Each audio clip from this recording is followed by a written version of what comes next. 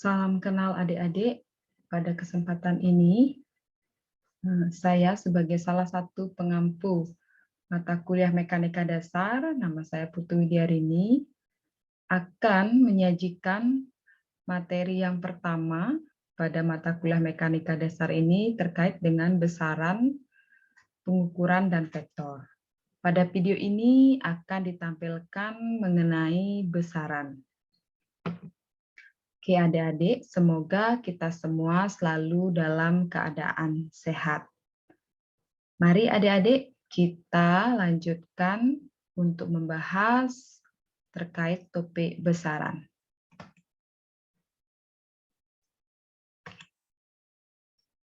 Oke, perhatikan adik-adik sebuah mobil yang sedang berjalan. Nah, di situ terjadi perpindahan posisi ya dari satu titik ke titik yang lain, tentunya untuk menunjukkan sejauh mana perpindahan yang dialami oleh mobil, kemudian mobil pasti bergerak dengan yang namanya besaran kecepatan. Nah, untuk mengetahui besaran-besaran itu, yaitu besaran-besaran dalam fisika tersebut, maka mari kita belajar tentang konsep besaran, satuan, dan pengukurannya. Oke. Tentunya besaran adalah sesuatu yang dapat diukur dan hasil pengukurannya dapat dinyatakan dengan angka. Kalau kita tinjau besaran dalam fisika, selain memiliki nilai hasil pengukuran, besaran juga harus memiliki satuan, di mana satuannya disesuaikan dengan jenis besarannya. Misalkan saja, kita mengukur panjang meja, maka besaran di sana adalah besaran panjang. Nanti hasil pengukurannya misalkan lebar meja itu adalah 1 meter.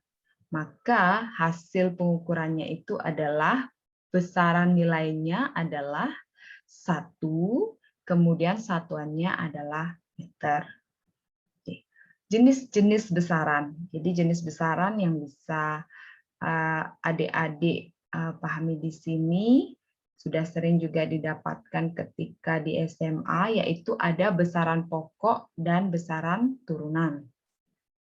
Jadi besaran pokok adalah besaran yang satuannya telah ditetapkan terlebih dahulu.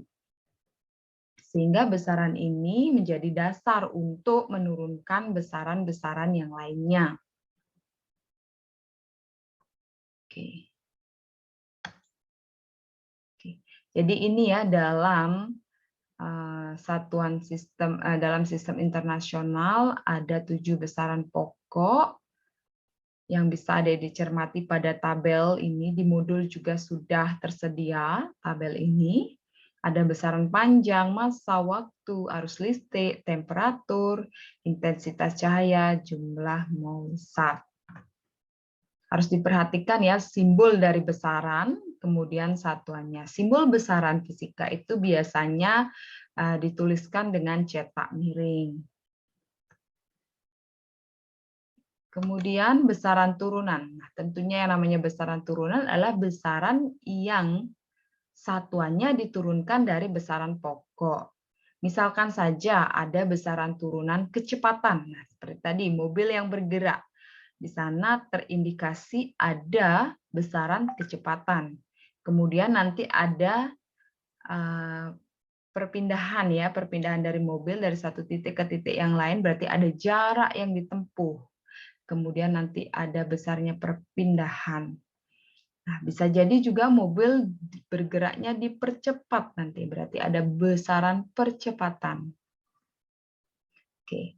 Kemudian kalau satuan, jadi besar di sini adalah suatu yang digunakan untuk membandingkan gitu ya hasil pengukuran dengan yang lainnya. Nah, kalau dalam sistem internasional itu satuan panjang ada meter, kemudian massa kilogram, waktu adalah sekon, dan lain sebagainya. Oke. Nah, lanjut kalau sudah membahas tentang besaran, maka kita akan membahas juga tentang dimensi. Jadi, dimensi itu menunjukkan cara suatu besaran tersusun dari besaran-besaran pokok. Sehingga semua jenis besaran yang kita ketahui, jadi besaran fisika, dapat kita tuliskan dalam dimensinya, begitu. Misalkan, sini adalah panjang ya, besaran pokok, dimensinya itu kita beri lambang L besar, untuk satuan meter ini ya, kemudian massa, dimensinya adalah M besar, waktu T besar, kuat arus listrik I besar, kemudian suhu adalah theta di sini, jumlah zat N besar, kemudian intensitas cahaya adalah J. Nanti untuk kita menuliskan dimensi dari besaran turunan itu harus digunakan gitu ya, menggunakan lambang dimensi dari besaran-besaran pokok ini. Misalkan seperti tadi kecepatan itu satuannya meter per sekon.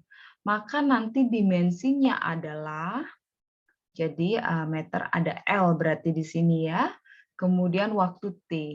Karena per ya, kita bisa tuliskan L T pangkat minus 1. Jadi kalau L-nya pangkat 1, boleh tidak ditulis ya pangkat satunya. Jadi seperti itu di sini. Oke, bisa di sini ditampilkan ya contoh soalnya.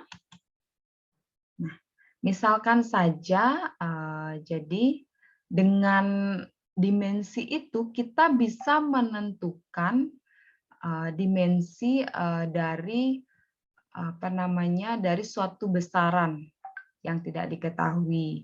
Kemudian juga dengan menggunakan dimensi ini nanti kita juga bisa mencari formulasi gitu ya, formulasi atau hubungan antar besaran-besaran fisika.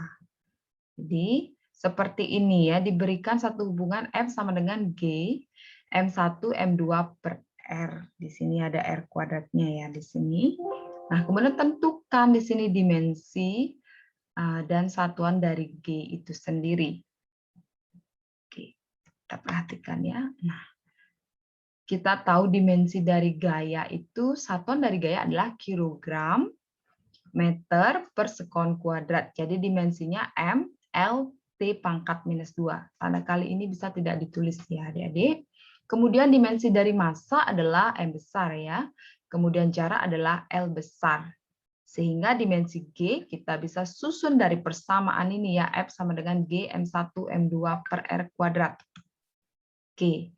Sehingga setelah dilakukan ini ya, dimasukkan tadi dimensi-dimensinya, kita akan dapatkan penyederhanaan di sini ya.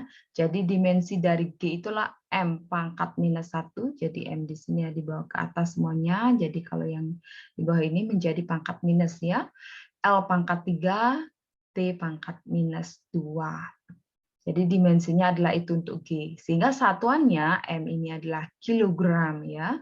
Kemudian L ini adalah meter dan T ini adalah sekon. Nah, jadi demikian adik-adik tentang topik besaran dan dimensi. Jadi dimensi ini banyak sekali fungsinya, Adik. Jadi untuk mengetahui formulasi gitu ya, hubungan antar besaran-besaran fisika seperti tadi, kalau ini belum kita temukan hubungannya bisa kita susun dengan menggunakan dimensi. Analisis dimensi. Kemudian bisa juga kita ingin mencari satuan dari suatu besaran seperti ini ya, satu besaran yang tidak kita ketahui gitu, yang sudah diberikan persamaannya. Oke, demikian adik-adik. Sampai jumpa lagi di topik berikutnya.